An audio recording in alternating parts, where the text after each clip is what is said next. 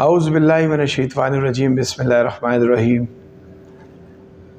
میرا نام عدنان رؤف راجپوت ہے۔ پاکستان ٹریولنگ پیشن سے میرا تعلق ہے۔ جیسا کہ آپ جانتے ہیں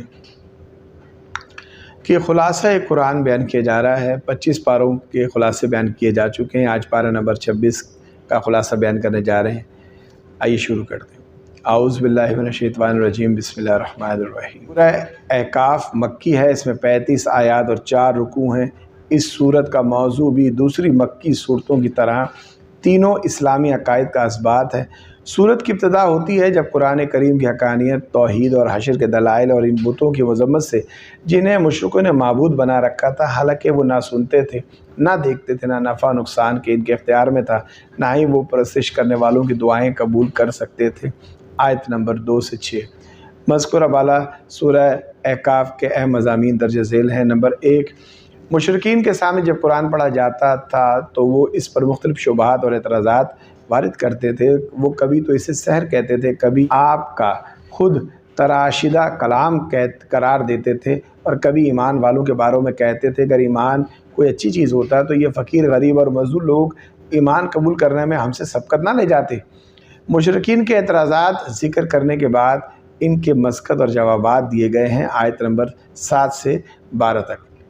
سورہ احقاف ہمارے سامنے 2 متضاد نمونے پیش کرتی ہے۔ پہلا نمونہ نیک بیٹے کا ہے جس کا دل نور ایمان سے منور ہے اور اس کے قدم جادہ شریعت پر مضبوطی سے جمے ہوئے ہیں۔ جب اس کے والدین اسے پال پوس کر جوان کر دیتے ہیں، وہ جسمانی اور عقلی اعتبار سے حد کمال کو پہنچ جاتا ہے تو وہ اللہ سے 3 دعائیں کرتا ہے۔ پہلی یہ کہ اے اللہ، تو مجھے نعمتوں کا شکر ادا کرنے کی توفیق عطا فرما۔ دوسرا یہ کہ ایسے اعمال کا کرنا میرے لیے آسان کر دے جس سے تو راضی ہو جائے۔ تیسرے یہ کہ میری اولاد کو نیک بنا دے۔ ایسی اولاد کے لیے اللہ کی طرف سے جنت کا وعدہ ہے۔ آیت نمبر 15-16۔ دوسرا نمونہ شقی اور نافرمان بیٹے کا ہے۔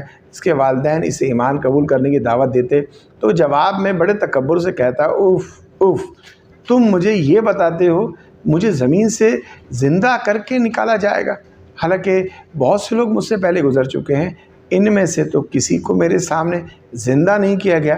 آیت نمبر 17۔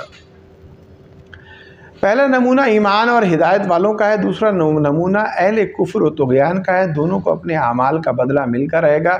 یہ 2 متضاد نمونے بیان کرنے کے بعد سورہ احقاف قوم کا قصہ بیان کرتی ہے جنہوں نے حضرت ہود علیہ السلام کو جھٹلایا، جس کے نتیجے میں انہیں تباہ و برباد کر دیا گیا۔ انہیں عذاب دینے کے لیے بادل بھیجا گیا۔ چونکہ کئی دنوں سے شدید گرمی پڑ رہی تھی، اس لیے وہ بادل دیکھ کر خوش ہوئے اور انہیں یقین آ گیا آج تو موسلا دھار بارش ہوگی۔ وہ خوشی کے مارے گھروں سے باہر نکل آئے۔ اس بادل کے نمودار ہوتے ہی تیز اور طوفانی ہوا چلنے لگی۔ قوم عاد کے لوگ بڑے قد آور اور جسیم تھے، انہیں اپنے دوش پر اٹھایا اور فضا میں لے گئی۔ یوں محسوس ہوتا تھا کہ کیڑے مکوڑے اڑ رہے ہیں۔ پھر انہیں زمین پر پٹک دیا، وہ زمین پر مردار پڑے، یوں محسوس ہوتے تھے گویا کھجور کے کھوکھلے تنے پڑے ہوں۔ قوم عاد کا واقعہ سن کر اہل مکہ کو ڈرایا گیا کہ تم ان سے زیادہ طاقتور نہیں ہو، اگر سرکشی اختیار کرو گے تو تم بھی عذاب الہی کی لپیٹ میں آ کر رہو گے۔ آیت نمبر 21 سے 26 تک۔ نمبر 4، سورت کے اختتام پر بتایا گیا جو اللہ ارض و سما کو پیدا کرنے پہ قادر ہے، وہ مردوں کو بھی دوبارہ زندہ کر سکتا ہے۔ آیت نمبر 33۔ اور آخری آیت میں حضور اکرم صلی اللہ علیہ وآلہ وسلم کو حکم دیا گیا ہے آپ اولو عزم انبیاء کی طرح صبر کریں، صبر کا انجام ہمیشہ اچھا ہوتا ہے۔ سورہ محمد صلی اللہ علیہ وسلم۔ سورہ محمد مدنی ہے، اس میں 38 آیات اور 4 رکوع ہیں۔ ہمارے آقا صلی اللہ علیہ وآلہ وسلم کا اس میں گرامی قرآن کریم کی صرف 4 صورتوں میں مذکور ہے: آل عمران، احزاب، محمد اور سورہ فتح۔ ان 4 مواقع کے علاوہ باقی تمام مقامات پر آپ کی کوئی نہ کوئی صفت بیان ہوئی ہے۔ اس صورت کو سورۃ القتال بھی کہا جاتا ہے کیونکہ اس میں کفار کے ساتھ قتال کا احکام بیان ہے۔ اس صورت کے موضوع حقیقت میں جہاد و قتال ہے۔ صورت کی ابتدا میں کفار اور مومنین کے درمیان فرق کیا گیا ہے۔ کفار باطل کی اتباع کرتے تھے اور اہل ایمان حق کی اتباع کرتے ہیں۔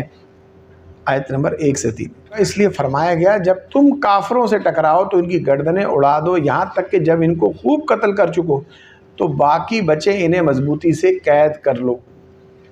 ان قیدیوں کو بطور احسان بھی آزاد کیا جا سکتا ہے اور فدیہ لے کر بھی چھوڑا جا سکتا ہے۔ تیسری صورت یہ ہے کہ اپنے قیدیوں کے ساتھ تبادلہ کر لیا جائے، اور چوتھی امکانی صورت یہ بھی ہے کہ انہیں غلام اور لونڈی بنا لیا جائے، لیکن لونڈی اور غلام بنانا فرض یا واجب کا درجہ نہیں رکھتا۔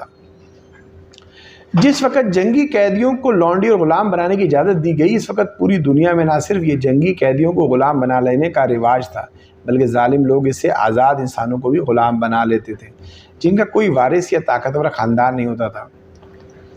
یہ مظلوم طبقہ کسی بھی قسم کے انسانی حقوق سے محروم تھا۔ اسلام نے ان کے حقوق متعین کیے، انہیں آزاد کرنے کے فضائل بتائے، ان کے خون کو حرمت بخشی۔ یہ اسلام کے حقوق دینے کا ہی نتیجہ ہے کہ تاریخ اسلام میں ایسے بے شمار غلاموں کا تذکرہ ملتا ہے جن میں سے کوئی مفسر تھا، کوئی محدث، کوئی فاتح، اور کوئی وزیر اور کوئی فرما روا۔ مسلمانوں نے کبھی بھی ان کی سابقہ غلامی کی وجہ سے انہیں حقارت کی نظر سے نہیں دیکھا۔ صدقہ خیرات کے دوسرے مصارف کی طرح مسلمانوں نے ایک اہم مصرف غلاموں کے ساتھ تعاون اور انہیں خرید کر آزاد کرنے کا طے کر رکھا تھا۔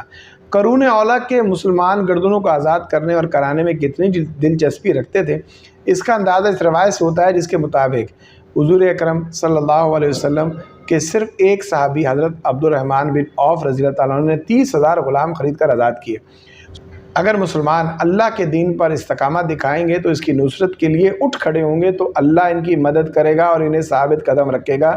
آیت نمبر 7۔ اللہ نے اس جنت کی ایک جھلک بھی اس صورت میں بیان کی ہے جس کا ایمان والوں سے وعدہ کیا گیا ہے۔ آیت نمبر 12 سے 15۔ ایمان والوں کے مقابلے میں منافقوں کا بھی حال بتایا گیا ہے۔ آیت قطع سن کر ایمان والوں کی قوت ایمانی میں اضافہ ہو جاتا ہے، جبکہ منافقوں پر موت کی سی بے ہوشی طاری ہو جاتی ہے۔ آیت نمبر 20 سے 21۔ جہاد و قتال اور انفاق فی سبیل اللہ کی ترغیب دیتے ہوئے آخر میں گویا وعید کے انداز میں کہا گیا ہے، اگر تم منہ پھیرو تو تمہاری جگہ اور لوگوں کے لے آئے گا اور وہ تمہاری طرح کے نہیں ہوں گے۔ آیت نمبر 38۔ سورہ فتح۔ سورہ فتح مدنی ہے، اس میں 29 آیات اور 4 رکوع ہیں۔ یہ سورت اس وقت نازل ہوئی تھی جب رسول اکرم صلی اللہ علیہ وسلم حدیبیہ سے واپس تشریف لا رہے تھے۔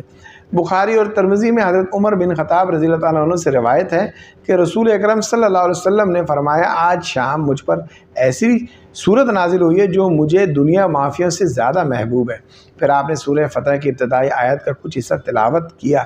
اس صورت کے مضامین بسہولت سمجھنے کے لیے مناسب معلوم ہوتا ہے کہ صلح حدیبیہ اور بیت الرضوان کا اختصار کے ساتھ تذکرہ کر دیا جائے۔ ہوا یوں کہ رسول اکرم صلی اللہ علیہ وآلہ وسلم نے مدینہ منورہ میں خواب دیکھا کہ ہم مکے میں داخل ہوئے اور بیت اللہ کا طواف کیا۔ جب آپ نے صحابہ کرام کے ساتھ یہ خواب بیان کیا تو انہوں نے بے حد خوشی ہوئی، کیونکہ وہ جانتے تھے کہ نبی کا خواب برحق ہوتا ہے۔ حضور اکرم صلی اللہ علیہ وآلہ وسلم ذیقعدہ 6 ہجری میں 1400 یا 1500 صحابہ کرام کے ساتھ عمرے کی نیت سے مدینہ منورہ سے روانہ ہوئے۔ جب آپ مکہ اور مدینہ کے درمیان پہنچے تو آپ کو بشر بن سفیان نے اطلاع دی کہ مکہ والوں نے آپ کی روانگی کی اطلاع پا کر باقاعدہ جنگ کی تیاری کر رہے ہیں۔ چنانچہ آپ نے حضرت عثمان بن عفان رضی اللہ تعالیٰ عنہ کو قاصد بنا کر بھیجا تاکہ وہ مکے والوں کو سمجھائے کہ ہم جنگ کی نیت سے نہیں آ رہے ہیں، ہمارا مقصد عمرہ اور زیارت کے سوا کچھ نہیں ہے۔ حضرت عثمان رضی اللہ تعالیٰ عنہ کے بارے میں افواہ پھیل گئی ہے کہ انہیں شہید کر دیا گیا ہے۔ آپ نے درخت کے نیچے بیٹھ کر اپنے اصحاب سے عدم فرار پر بیعت لی۔ اس بیعت کو بیعت الرضوان کہا جاتا ہے کیونکہ تمام شرکا بیعت کے بارے میں اللہ نے فرمایا ہے کہ میں ان سے راضی ہو گیا۔ آیت نمبر 18۔ یہ افواہ بعد میں جھوٹی ثابت ہوئی۔ پھر مذاکرات کا سلسلہ شروع ہوا۔ قریش کی طرف سے سہیل بن عمرو آئی، بات چیت ہوتی رہی، بالآخر معاہدہ صلح ہو گیا۔ اس کے مطابق دونوں فریق 10 سال تک آپس میں امن و امان سے رہنے، جنگ نہ کرنے پر متفق ہو گئے۔ اس معاہدے کی بعض شکوں سے بظاہر مسلمان کی کمزوری ثابت ہوتی تھی، لیکن اللہ تعالیٰ نے اسے فتح مبین قرار دیا۔ اس صلح کا فتح مبین ہونا اس وقت بعض مسلمانوں کی سمجھ میں نہیں آ رہا تھا، لیکن بعد کے حالات نے ثابت کر دیا واقعی یہ فتح مبین تھی، اور ابتدائے اسلام سے اب تک مسلمانوں کو اس سے بڑی فتح حاصل نہیں ہوئی۔ اس کا اندازہ اس بات سے لگایا جا سکتا ہے حدیبیہ میں مسلمانوں کی تعداد کم و بیش 1400 تھی، جبکہ صرف 2 سال بعد جب 8 ہجری میں مکہ فتح ہوا تو حضور اکرم صلی اللہ علیہ وآلہ وسلم کے زیر قیادت لشکر مجاہدین کی تعداد 10,000 تھی۔ یہ انقلاب معاہدہ امن کی وجہ سے برپا ہوا۔ جب مصالحت کے بعد مشرکین نے مسلمانوں کے ساتھ میل جول اور معاملات شروع کیے تو مسلمانوں کی کردار کی پختگی، زبان کی سچائی، دامن کی عفت و عصمت اور معاملات کی صفات نے مشرکوں کو یہ سوچنے پر مجبور کر دیا کہ آخر وہ کون سی مخفی قوت ہے جس نے کل کے شرابی اور راہزنوں کو زاہد و پارسا بنا دیا ہے۔ ظاہر ہے یہ قوت صرف ایمان کی تھی۔ اس حقیقت کو سمجھ لینے کے بعد ان کی گردنیں خود بخود ایمان کے سامنے جھک گئیں۔ سورہ فتح اسی صلح حدیبیہ کے پس منظر میں نازل ہوئی، اس لیے ان واقعات کی طرف اشارہ ملتے ہی جن کا اس کے ساتھ تعلق اور مناسبت ہے، ابتدائی آیات میں نبی کریم صلی اللہ علیہ وآلہ وسلم کو عظیم ترین فتح کی بشارت سنائی گئی۔ ایمان والوں کے ساتھ جنت کا وعدہ ہے، کافر اور منافقوں کے لیے وعید ہے۔ آیت نمبر 1 سے 6۔ پھر یہ سورت دو متضاد گروہوں کا تذکرہ کرتی ہے۔ پہلا گروہ ان مخلص اہل ایمان کا ہے جنہوں نے وطن سے دور اور غیر مسلح ہونے کے باوجود ہر بات کہتے ہوئے اللہ کے محبوب صلی اللہ علیہ وآلہ وسلم کے مبارک ہاتھ پر بیعت جہاد کی اور یہ عہد کیا کہ آپ کی قیادت میں فتح یا شہادت تک قتال کریں گے اور میدان جنگ سے راہ فرار اختیار نہیں کریں گے۔ رب کریم کو ان کا یہ جذبہ پسند آیا اور فرمایا جو لوگ تم سے بیعت کرتے ہیں وہ اللہ سے بیعت کرتے ہیں، اللہ کا ہاتھ ان کے ہاتھوں پر ہے۔ آیت نمبر 10۔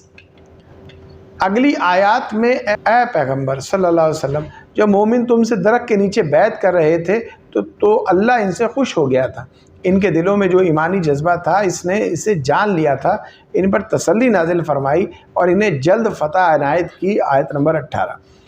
دوسرا گروہ ان منافقوں کا تھا جو حدیبیہ میں آپ کے ساتھ نہیں گئے تھے اور ان کا باطل گمان یہ تھا کہ رسول اللہ صلی اللہ علیہ وآلہ وسلم اور آپ کے ساتھ جانے والے مسلمان مکہ سے زندہ سلامت واپس نہیں آ سکیں گے۔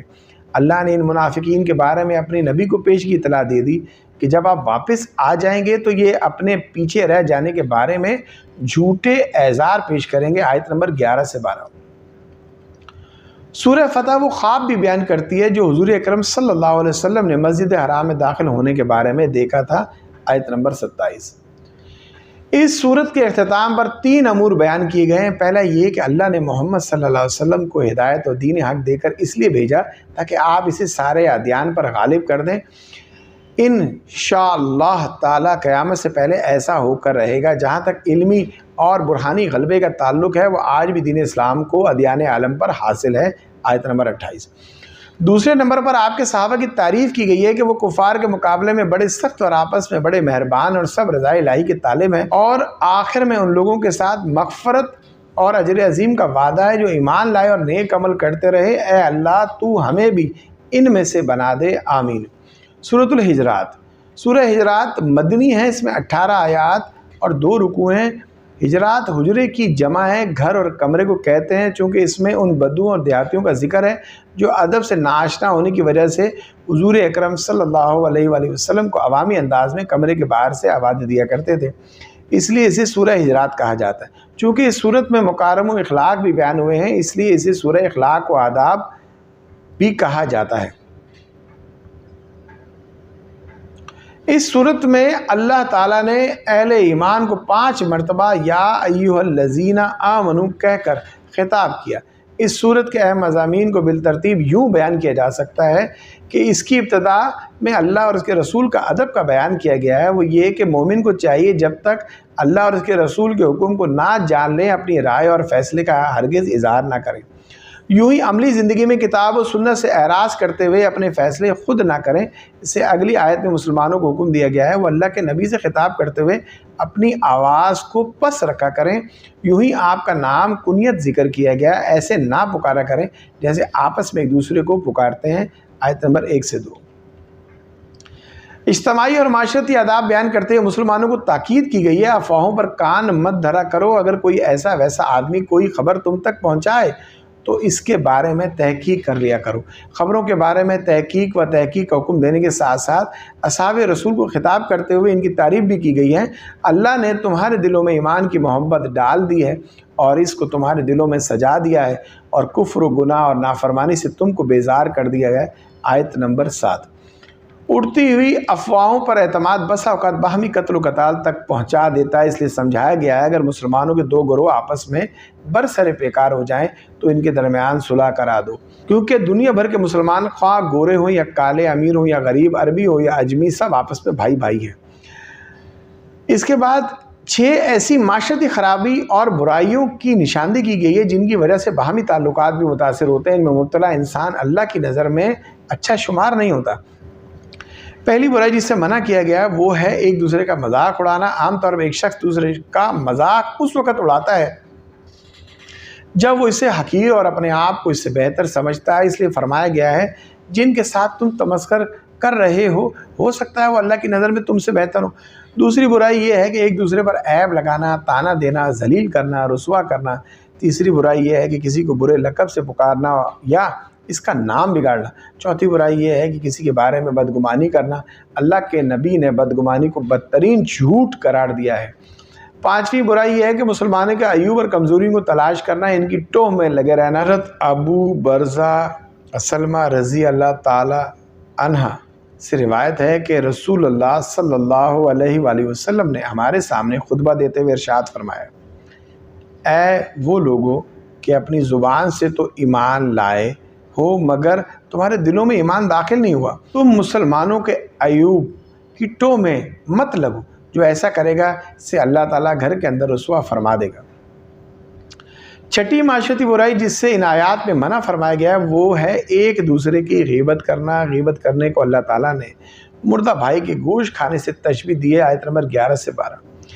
غیبت کرنے کی اللہ تعالیٰ نے ایسی مثال بیان فرما دی جس سے ہر سلیم الطبع انسان نفرت کرتا ہے۔ غیبت کرنے میں کسی جانور کا نہیں بلکہ انسان کا گوشت کھاتا ہے۔ جس انسان کا گوشت یہ کھا رہا ہے وہ کوئی غیر نہیں بلکہ اس کا بھائی ہے۔ وہ گوشت کسی زندہ کا نہیں بلکہ مردہ کا ہے۔ باہمی تعلقات کی خرابی کا ایک بڑا سبب حسب، نسب اور مال و دولت پر فخر و غرور بھی ہوتا ہے، اس لیے سورہ ہجرات میں اس کی بھی جڑ کاٹ دی گئی ہے اور واضح کر دیا گیا ہے کہ قوم و قبیلہ، ذات پات، رنگ و نسل جیسی غیر اختیاری چیزوں میں سے کوئی چیز بھی انسان کو اللہ کے ہاں مکرم اور محبوب نہیں بناتی۔ اللہ کے ہاں عزت کا معیار صرف تقوی ہے، یعنی ہر قسم کے شرک اور حرام سے بچنا اور اللہ اور اس کے رسول کی اطاعت کرنا۔ حدیث میں آتا ہے رسول اللہ صلی اللہ علیہ وسلم نے فرمایا، اے لوگوں، بے شک اللہ تعالیٰ نے تم سے زمانہ جاہلیت کی آر اور آبا پر تفاخر کو ختم کر دیا ہے، لیکن بس 2 ہی قسم کے ہیں۔ کچھ لوگ وہ ہیں جو نیک اور متقی اور اللہ تعالیٰ کے ہاں معزز، اور کچھ لوگ وہ ہیں جو اللہ کی نظر میں شکی اور ذلیل ہیں۔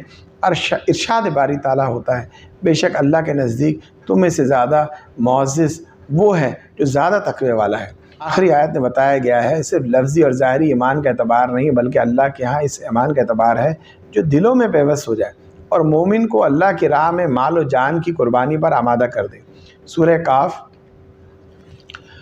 کاف مکی ہے، اس میں 45 آیات 4 رکوع ہیں۔ یہ سورت اسلام کے بنیادی عقائد پر مشتمل ہے۔ اسے عام طور پر نبی کریم صلی اللہ علیہ وسلم جمعے اور عیدین جیسے بڑے اجتماعات میں پڑھا کرتے تھے۔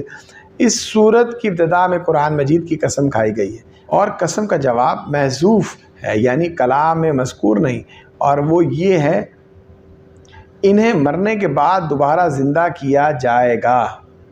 یہ سورت بتاتی ہے کہ مشرکین کو دوسری زندگی اور انہی میں سے ایک انسان کے نبی بننے پر بڑا تعجب ہوتا ہے، آیت نمبر 2 اور 3۔ حالانکہ محسوسات کی اس دنیا میں ایسے عجائبات اور مخلوقات کی کوئی کمی نہیں جن میں غور و فکر کر کے انسان اللہ کی بے پناہ قدرت کا ادراک کر سکتا ہے، آیت نمبر 6 سے 11۔ ان سے پہلے قوم نوح، قوم سمود، قوم عاد، قوم لوط، فرعون اور قوم شعیب بھی انہی کی طرح تکذیب کا راستہ اختیار کر کے ہلاکت سے 2-4 ہو چکے ہیں، آیت نمبر 12 سے 14۔ یہ صورت انسان کو اس کی مصلولیت کا احساس دلاتی ہے کہ انسان کے دل میں جو وساوس اور خیالات گزرتے ہیں ان تک کا اللہ کو علم ہے، اور اس کے ساتھ 2 فرشتے مقرر ہیں جو اس کے اعمال و اقوال کی نگرانی کرتے ہیں۔ جب موت آئے گی تو وہ انسان کے اعمال نامے کو لپیٹ دیں گے، پھر اسے میدان حشر میں اپنے اعمال کا حساب اور جواب دینا ہوگا، آیت نمبر 16 سے 37۔ سورت کے اختتام پر رسول اکرم صلی اللہ علیہ وآلہ وسلم کو مشرکین کی بیہودہ گوئی پر صبر کی تلقین اور صبح شام اللہ کی تسبیح اور عبادت کی تلقین کی گئی ہے، آیت نمبر 39 سے 40۔ آخری آیت میں فرمایا گیا ہے، یہ لوگ جو کچھ کہتے ہیں ہمیں خوب معلوم ہے، اور تم ان پر زبردستی کرنے والے نہیں ہو جو ہمارے عذاب کی وجہ سے ڈرے، اسے قرآن سے نصیحت کرتے رہو۔ آیت نمبر 45۔ سورہ زاریات مکی ہے، اس میں 60 آیات اور 3 رکوع ہیں۔ اس سورت کے آغاز میں 4 قسم کی ہواؤں کی قسم کھا کر اللہ تعالیٰ فرماتے ہیں جس چیز کا تم سے وعدہ کیا جاتا ہے وہ سچ ہے اور انصاف کا دن ضرور واقع ہوگا۔ آیت نمبر 1 سے 6۔ آسمان کی قسم کھا کر فرمایا ہے کہ تم ایک متناقض بات پر پڑے ہوئے ہو، کل کے کافر ہو یا آج کے کافر، یہ سب کسی ایک بات پر متفق نہیں ہے۔ قیامت کے بارے میں قرآن اور صاحب قرآن کے بارے میں ان کے اقوال بالکل مختلف ہیں۔ پھر یہ صورت اچھا انجام اور ان کی اعلیٰ صفات بھی بتاتی ہے۔ وہ نیک اعمال کرتے ہیں، رات کو کم سوتے ہیں، سحر کے وقت توبہ استغفار کرتے ہیں۔ ان کے اعمال میں مانگنے والوں اور نہ مانگنے والوں دونوں کا حق ہوتا ہے۔ متقین کی صفات بیان کرنے کے بعد اللہ تعالیٰ کی عظمت و قدرت کے 3 دلائل ذکر کیے گئے ہیں۔ پہلی نشانی زمین ہے، ارشاد ہوتا ہے، اور زمین میں یقین کرنے والوں کے لیے بہت سی نشانیاں ہیں۔ آیت نمبر 20۔ زمین گول ہونے کے باوجود ایسے بچھا دی گئی ہے جیسے کوئی بچھونا بچھایا جاتا ہے۔ اس میں آنے جانے والوں کے لیے راستے ہیں، اس میں میدان بھی ہیں، پہاڑ بھی ہیں، سمندر بھی ہیں، دریا بھی ہیں، گنگناتے چشمے بھی ہیں، اور لوہے، تانبے، سونے، چاندی، کوئلہ اور پیٹرول جیسی خاموش معدنیات بھی ہیں۔ اس میں رب تعالیٰ نے وہ سب کچھ رکھ دیا جس کی انسانی زندگی گزارنے کے لیے ضرورت پیش آ سکتی ہے۔ دوسری نشانی خود انسان ہے جو کہ حقیقت میں عجائب میں سے سب سے بڑا عجوبہ ہے۔ کروڑوں اور اربوں انسانوں میں سے ہر ایک کی صورت، رنگ، چلنے کا انداز، لہجہ، آواز، طبیعت، عقلی سطح مختلف ہے۔ اسے سننے، دیکھنے، بولنے، سوچنے، محسوس کرنے، سانس لینے، ہضم کرنے، خون کی گردش، رگوں کے پھیلاؤ، اعصاب کا ایسا باریک اور محکم نظام دیا گیا ہے اس کے مقابلے میں جدید سے جدید ترین آٹومیٹک آلات کچھ بھی حیثیت نہیں رکھتے۔ اس لیے فرمایا گیا ہے اور خود تمہارے نفوس میں بھی نشانیاں ہیں، کیا تم دیکھتے نہیں؟ آیت نمبر 21۔ حضرت قتادہ رحمۃ اللہ علیہ فرماتے ہیں جو شخص اپنی تخلیق کے بارے میں غور و فکر کرے گا وہ جان لے گا اسے پیدا کیا گیا ہے، اس کی جوڑ اعضاء عبادت کے لیے نرم ہو جائیں گے۔ تیسری نشانی یوں بیان کی گئی ہے تمہارا رزق اور جس چیز کا تم سے وعدہ کیا جاتا ہے آسمان میں۔ آیت نمبر 22۔ انسان کی زندگی اور اسباب زندگی کی فراہمی کا بہت زیادہ انحصار آسمان پر ہے۔ بارش برستی ہے جس سے زمین پر بسنے والے اگنے والی ہر چیز کو بشمول انسان زندگی حاصل ہوتی ہے۔ اگرچہ سورج طلوع نہ ہو تو نہ کوئی کھیتی ہو آگے، نہ کوئی جانور دودھ دے۔ ثابت ہوا کہ انسانی زندگی کی بارش کے برسنے اور شمس و قمر کے ظہوروں پر موقوف ہے۔ موسموں کا عدل بدل بھی انہی سے تعلق رکھتا ہے جو کہ غلہ جات کو اگانے اور پکانے میں خاص تاثیر رکھتا ہے۔ آخری آیات میں ان فرشتوں کا ذکر ہے جو حضرت ابراہیم علیہ السلام کے پاس مہمانوں کی شکل میں آئے تھے اور آپ نے انہیں انسان سمجھتے ہوئے اپنی کریمانہ عادت کے مطابق بچڑا ذبح کر کے فوراً کھانا تیار کر لیا تھا۔ آیت نمبر 24 سے 27۔ الحمدللہ رب العالمین۔ پارہ نمبر 26 بھی اختتام ہو گیا ہے۔ اللہ تعالیٰ میرا پڑھنا، آپ کا سننا، سمجھنا قبول فرمائے، اور اس دوران جو مجھ سے اگر پڑھنے میں کوئی غلطی ہو گئی تو اللہ تعالیٰ مجھے معاف فرمائے۔ آمین ثم آمین۔